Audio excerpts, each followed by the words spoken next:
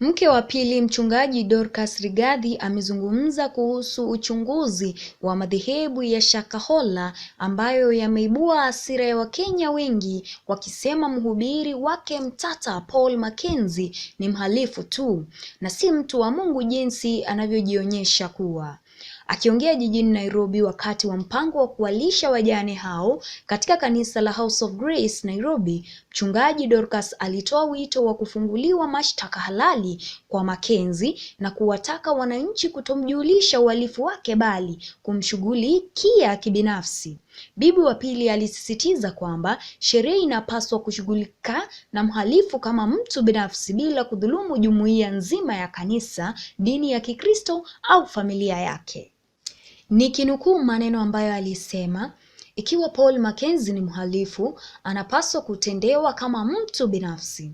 Hata familia yake haipaswi kuwa sehemu ya uhalifu wake. Paul Mackenzie sio kanisa. Kwa kweli amesema yeye si mchungaji bali ni Bwana Paul.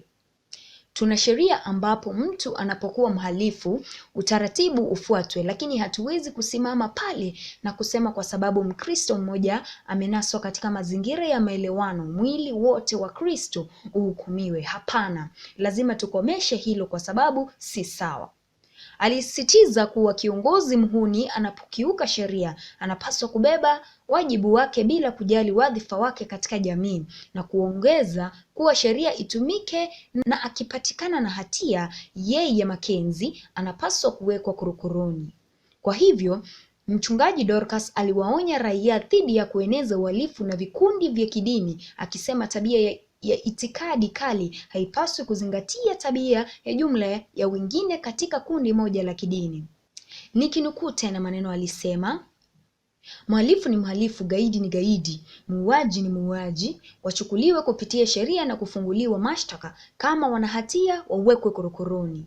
Hatuwezi kujumlisha vitendo vya uhalifu. Kuna mabilioni ya Wakristo duniani kote. Hatuwezi sasa kusema kwamba Wakristo wote ni wauaji au magaidi.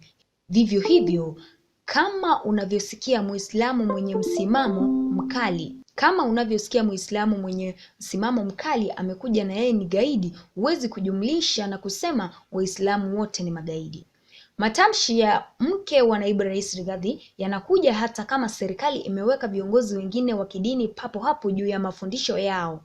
Mnamo Alhamisi asubuhi, mchungaji Ezekiel Odero wa New Life Prayer Center na kanisa la Mavueni, kaunti ya Kilifi, pia alikamatwa kwa sababu ya mafundisho na uhusiano na Mackenzie.